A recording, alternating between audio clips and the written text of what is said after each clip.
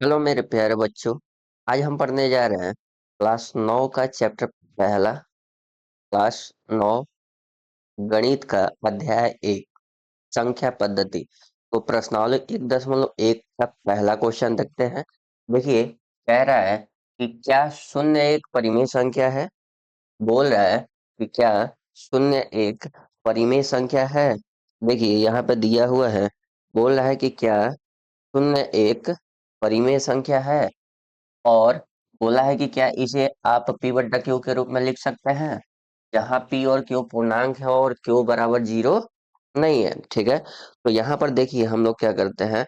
सबसे पहले इसमें देखेंगे कि इसे हम लोग कैसे परिमेय संख्या कह सकते हैं।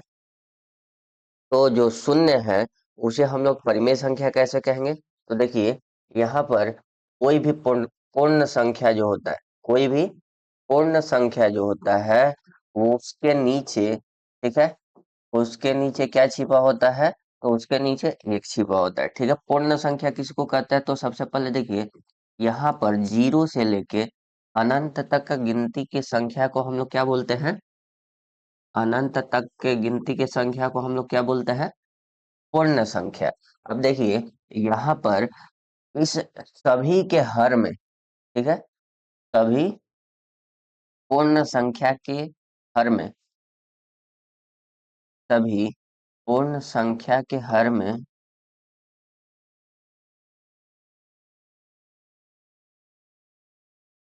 एक छिपा होता है।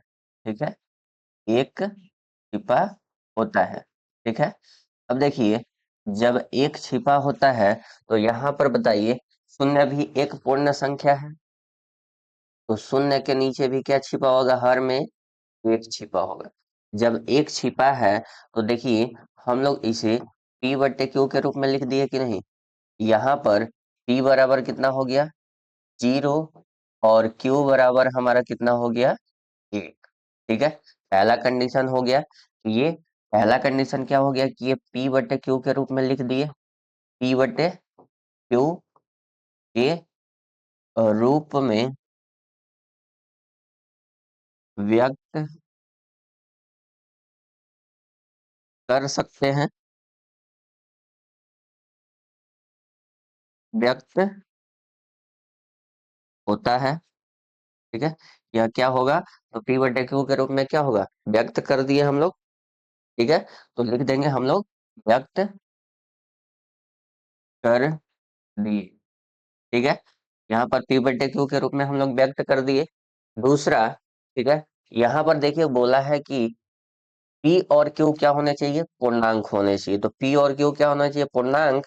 यानी यहाँ पर जीरो और एक, p बराबर जीरो है और q बराबर एक है, तो जीरो और एक क्या होने चाहिए, जीरो और एक,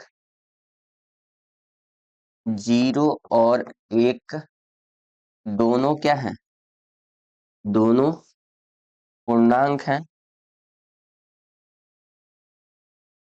अगर ये दोनों पूर्णांक है तो देखिए तीसरा कंडीशन क्या कहता है कि q बराबर जीरो नहीं होना चाहिए। तो देखिए q बराबर कितना है, q बराबर यहाँ पर जीरो नहीं होना चाहिए, तो ये q बराबर कितना है, एक है। ठीक, और एक जो है वो किसके बराबर नहीं है, जीरो के बराबर नहीं है। तो हम लोग क्या कर सकते हैं कि यह एक परिमेय संख्या, ठीक है, तो हम लोग कह सकते हैं शून्य एक क्या है, शून्य एक परिमेय संख्या है।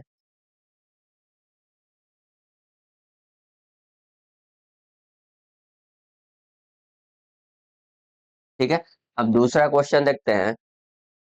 तो दूसरा क्वेश्चन बोल रहा है तीन और चार के बीच, तीन और चार के बीच में छह परिमेय संख्या ज्ञात कीजिए। ठीक है, तीन और चार के बीच में छह परिमेय संख्या ज्ञात करना है। तो देखिए अगर ऐसे सीधा सीधा दिया रहे, ठीक है, कोई भी पूर्ण संख्या या प्राकृत संख्या दिया रहे कि उसके बीच में परिमेय संख्या ज्ञात करना हो, तो हम लोग सीधा सीधा यहाँ पे n+1 रूल लगाएंगे। ठीक है, नियम कौन सा लगाएंगे, तो यहाँ पर n+1 रूल लगाएंगे। ठीक है, तो हम लोग लिखेंगे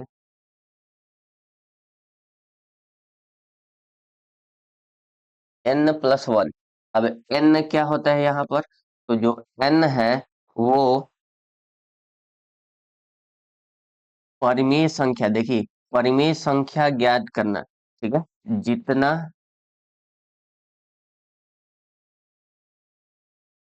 परिमेय संख्या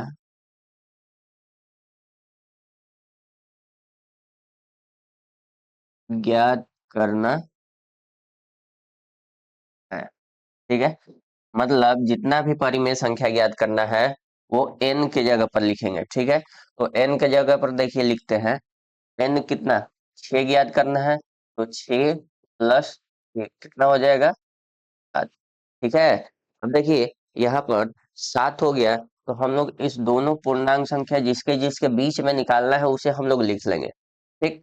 तो यहाँ पर लिखेंगे, यहाँ पर 3 और 4 के बीच में क्या करना है, हमें ज्ञात करना है परिमेय संख्या। तो हम लोग क्या करेंगे, 3 और 4 को लिख लेंगे, और इसमें कितना संख्या आया था, ठीक है, उतना से हम लोग क्या करेंगे, इसमें ऊपर नीचे गुना कर देंगे, 7 से ऊपर और 7 से नीचे।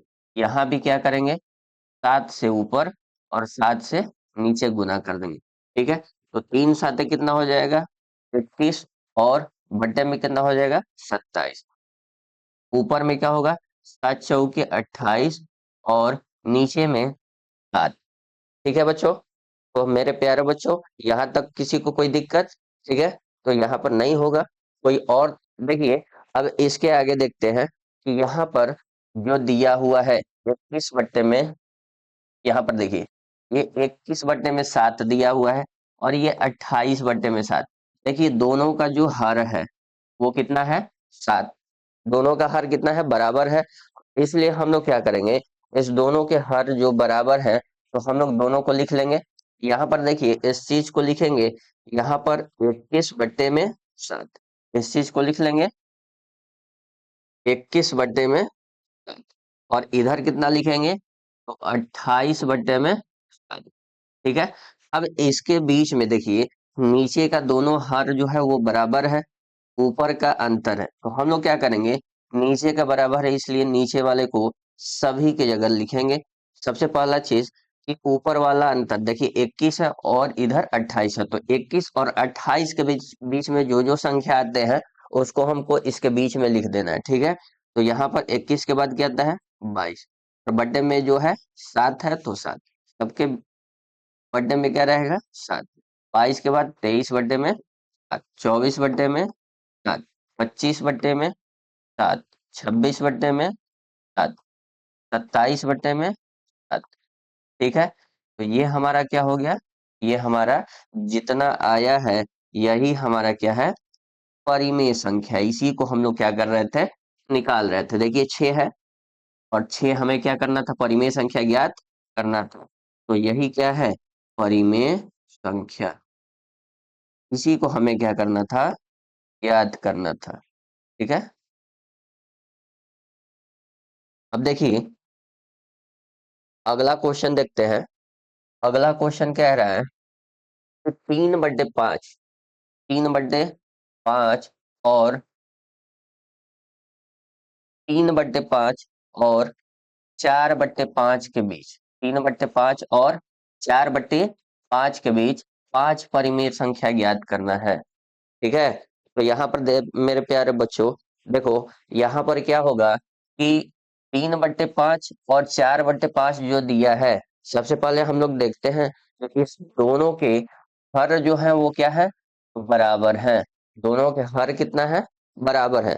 अगर जो हर दिया है बराबर है, तो हम लोग इसको बड़ी आसानी से n+1 के रूल पर बना सकते हैं, ठीक है। तो यहाँ पर हम लोग क्या करेंगे, यहाँ पर n+1 रूल लगाएंगे, और यहाँ पर n क्या हो जाएगा, तो हमारा n जो है, जितना परिमेय संख्या ज्ञात करना है, जितना परिमेय संख्या ज्ञात करना है, ठीक है, जितना भी परिमेय संख्या ज्ञात करना होगा वही n का मान हो जाएगा। अब इसके नीचे लिखते हैं एन, एन की जगह पर क्या रखेंगे, कितना निकालना है, 5। तो हम लोग लिखेंगे 5 + ना हो जाएगा 6। देखिए अब क्या करेंगे, इस दोनों भी जिस जिस संख्या को हमें जिसके जिसके बीच में लिखना था, जिसके जिसके बीच में हमें परिमेय संख्या ज्ञात करना था, तो उसी को हम लोग क्या करेंगे, यहाँ पर लिख लेंगे। ठीक है, तो एक तरफ 3/5 लिखते हैं और एक तरफ 4/5 लिखते हैं। ठीक है, अब देखिए कितना आया था, 6 आया था। तो हम लोग क्या करेंगे, दोनों तरफ 6 से गुना कर देंगे। दोनों तरफ क्या करेंगे, ऊपर नीचे 6 से गुना कर देंगे। और इधर भी क्या करेंगे, ऊपर नीचे 6 से गुना कर देंगे। ठीक है, अब यहाँ पे देखिए 3/6 तिली 18 और 5/6 6 × 5 = 30। और यहाँ पे सॉरी, यहाँ पर 4/5 होगा, तो यहाँ पर क्या लिखेंगे हम लोग, 4/5। ठीक है, तो यहाँ पर हम लोग 4/5 कर लेते हैं। और यहाँ पर जब हम लोग करेंगे तो यहाँ पर कितना आएगा, तो 4 × 6 = 24 और नीचे में 6 × 5 = 30। ठीक है, तो एक तरफ कितना आ गया, एक तरफ हमारा आ गया 18/30 और दूसरा तरफ कितना आ गया, 24/30। देखिए दोनों का हर कितना है, दोनों का हर जो है वो 30 है। दोनों का हर क्या है, बराबर है। तो हम लोग क्या करेंगे, यहाँ पर दोनों संख्या को, इस संख्या को और इस संख्या को हम लोग यहाँ पर लिख लेंगे।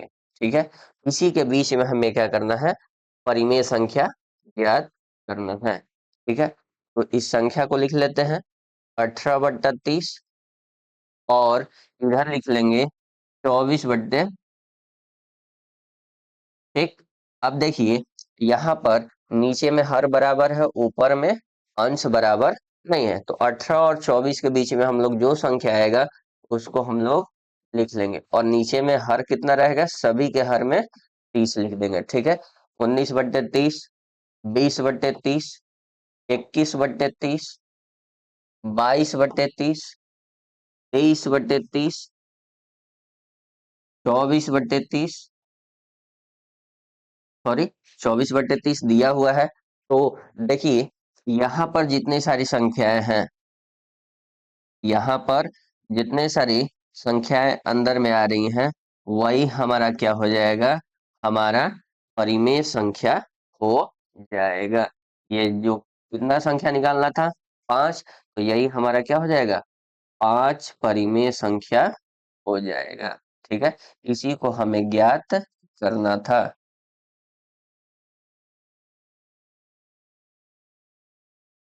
ठीक है मेरे प्यारे बच्चों, समझ में आ रहा है।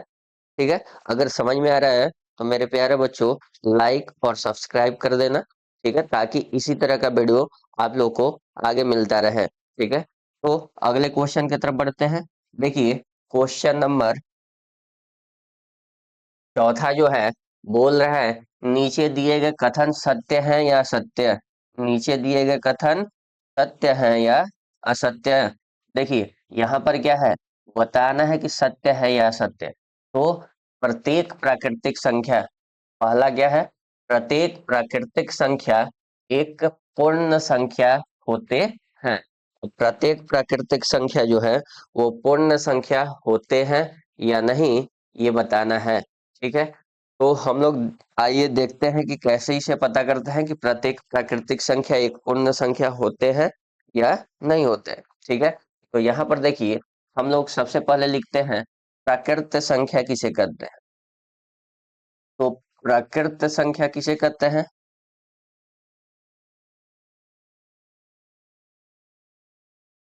प्राकृत संख्या किसे कहते हैं।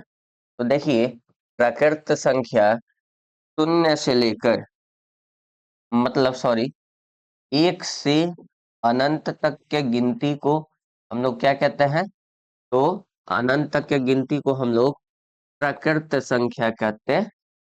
ठीक है, अब देखिए यहाँ पर एक से अनंत तक की गिनती को हम लोग प्राकृत संख्या कहते हैं।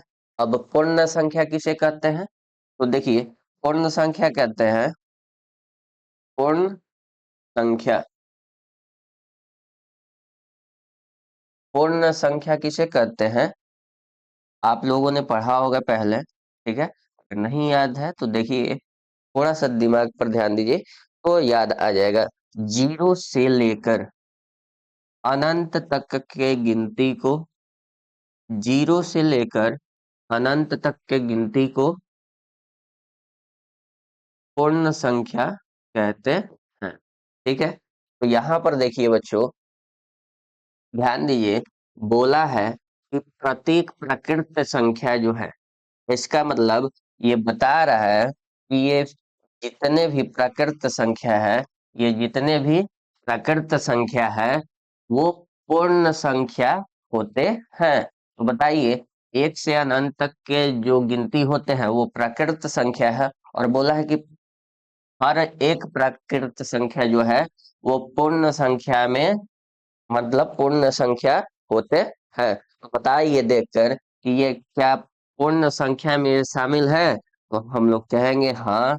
यहाँ पर देखिए, यहाँ पर हम लोग यहाँ से, देखिए यहाँ पर क्या है, एक से अनंत तक है, तो यहाँ से एक से लेकर और अनंत तक की गिनती को ही हम लोग क्या बोलते हैं? प्रकृत संख्या बोलते हैं। इसका मतलब कि पूर्ण संख्या में प्राकृत संख्या पूरा आता है। अगर आता है तो हम लोग कह सकते हैं कि हाँ, प्रत्येक प्राकृत संख्या जो है वो पूर्ण संख्या होते हैं, ठीक है। तो क्या कहेंगे, यहाँ पर लिखेंगे हम लोग,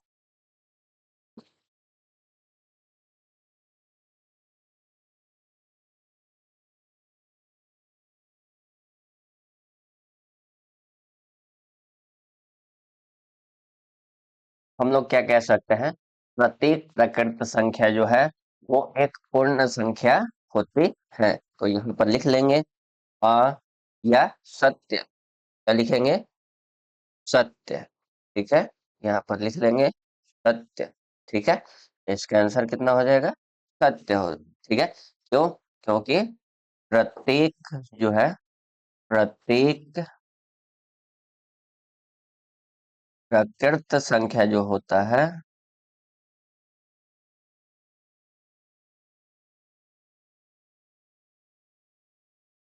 एक पूर्ण संख्या,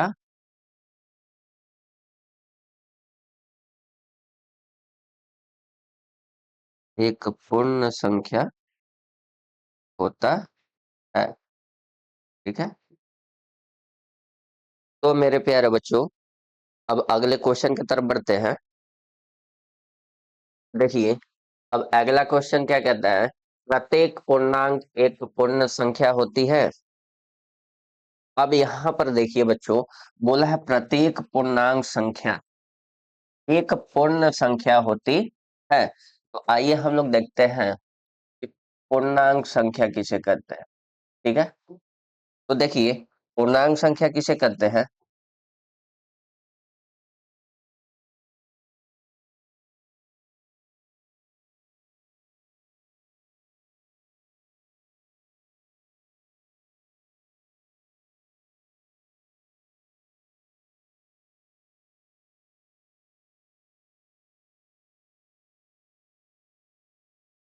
पूर्ण संख्या के, ठीक है, पूर्ण संख्या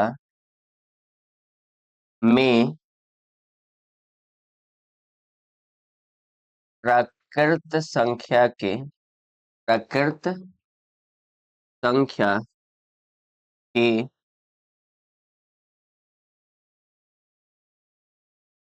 ऋणात्मक, प्राकृत संख्या के ऋणात्मक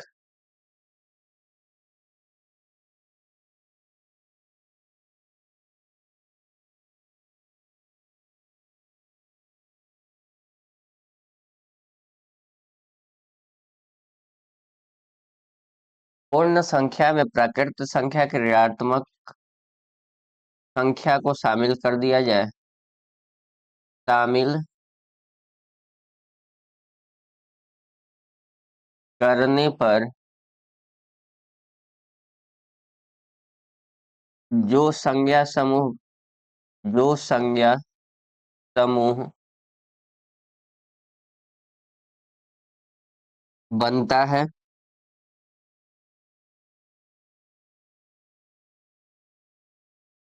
उसे पूर्णांक संख्या कहते हैं। ठीक है, पूर्णांक संख्या कहते हैं। ठीक है,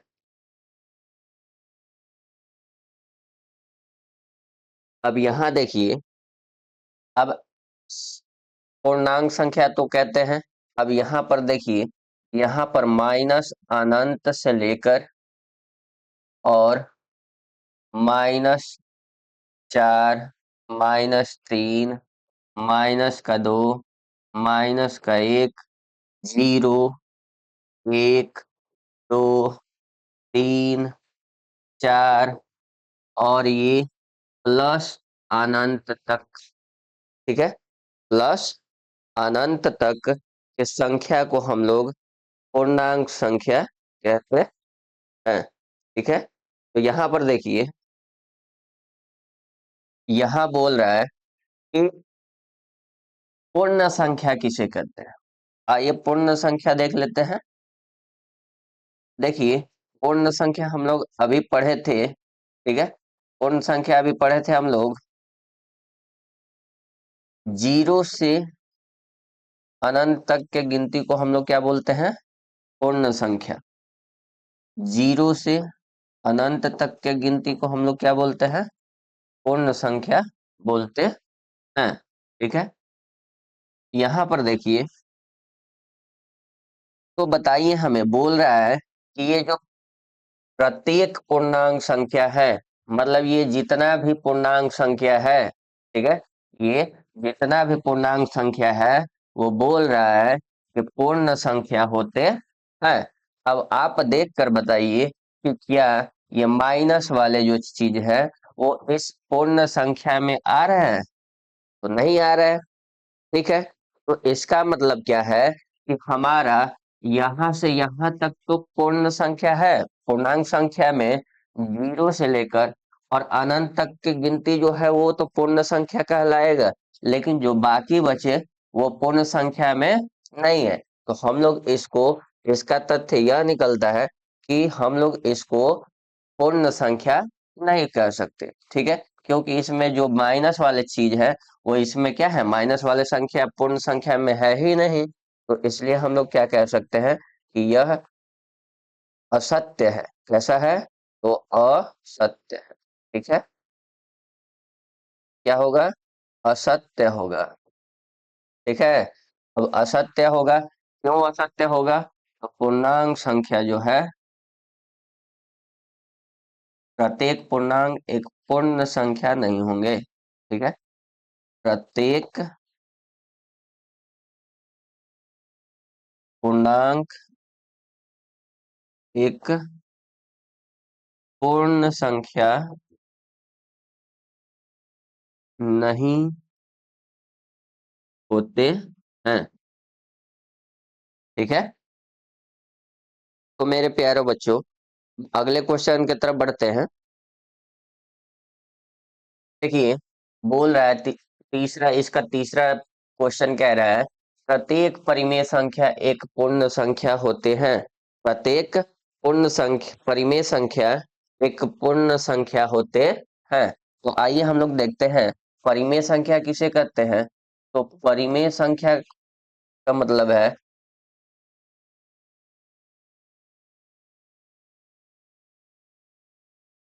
परिमेय संख्या। ठीक है, तो परिमेय संख्या किसे कहेंगे? तो हम लोग जानते हैं कि P बट्टा क्यू के रूप में जिस संख्या को हम लोग P बट्टा क्यू के रूप में व्यक्त कर सके, P बट्टा क्यू के रूप में व्यक्त कर सके। अगर जिस संख्या को हम लोग P बट्टा क्यू के रूप में व्यक्त कर सकते हैं उसे हम लोग क्या बोलते हैं? परिमेय संख्या। अगर आपको इसका परिभाषा के साथ साथ अन्य सभी संख्याओं के बारे में अगर जानकारी चाहिए तो आप मेरे YouTube चैनल, इसी चैनल पे आप लोग संख्या के बारे में वीडियो में देख सकते हैं। ठीक है, उसको सर्च कर लीजिएगा और उसमें विस्तार से बताया है, उसको देख लीजिएगा। ठीक है, तो यहाँ पर देखते हैं कि संख्या, परिमेय संख्या किसे कहते हैं। तो यहाँ पर p बटे क्यू के रूप में जिसे व्यक्त कर सके उसे हम लोग क्या बोलेंगे, परिमेय संख्या। ठीक है, और परिमेय संख्या में देखिए जितने सारे जितने सारे p बटे क्यू के रूप में लिख सकते हैं। जैसे उदाहरण में अगर हम लोग कहें 0/0/4, या हम लोग 2/3, या हम लोग कहें √4, या हम लोग कह सकते हैं 7/11। तो ये सभी कैसे संख्या है, ये सभी परिमेय संख्या है। लेकिन आइए हम लोग देखते हैं अब पूर्ण संख्या के बारे में। ठीक है, तो हम लोग पहले भी पढ़े हैं अभी इसके अगले क्वेश्चन में कि पूर्ण संख्या जो होता है वो किसे कहते हैं। तो पूर्ण संख्या किसे कहते हैं, तो 0 से अनंत तक के गिनती को हम लोग क्या बोलते हैं, पूर्ण संख्या। 0 से अनंत तक के गिनती को हम लोग क्या बोलते हैं, पूर्ण संख्या। तो बताइए, यहाँ पर बोला है कि प्रत्येक परिमेय संख्या एक पूर्ण संख्या होते हैं। अब आप देखिए यहाँ पर एग्जाम्पल में 0.4 है, ये कैसी संख्या है, परिमेय संख्या है। ये कैसा संख्या है, तो परिमेय संख्या है। ये कैसा संख्या है, तो परिमेय संख्या है। तो इसका मतलब ये सभी परिमेय संख्या है। बताइए, बोला है कि परिमेय संख्या, प्रत्येक परिमेय संख्या कैसा संख्या होता है, पूर्ण संख्या होता है। इसका मतलब जो परिमेय संख्या में होगा वो पूर्ण संख्या के अंदर भी होना चाहिए। ठीक है, तो यहाँ पर देखिए इसमें 0.4 है, नहीं है। 2/3 है, नहीं है।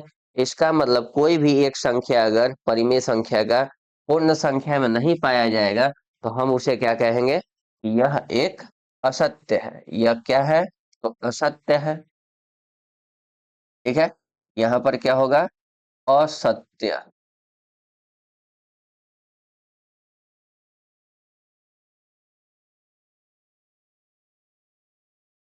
असत्य होगा।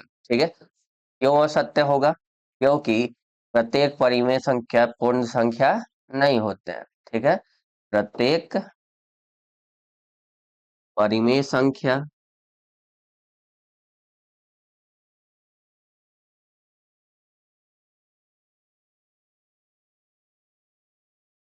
पूर्ण संख्या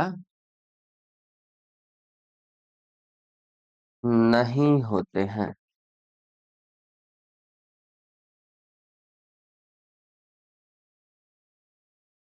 ठीक है मेरे प्यारे बच्चों, तो हम लोग अब अगले क्वेश्चन की तरफ बढ़ते हैं।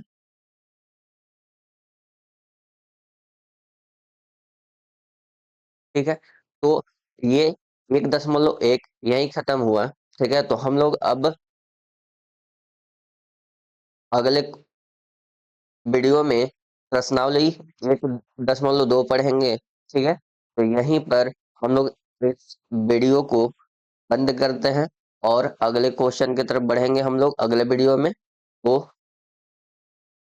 बस यहीं तक हम लोग रहते हैं। ठीक है, थैंक यू। अगर वीडियो आप लोग को अच्छा लगा हो तो लाइक करें, सब्सक्राइब करें एंड सपोर्ट करें। धन्यवाद।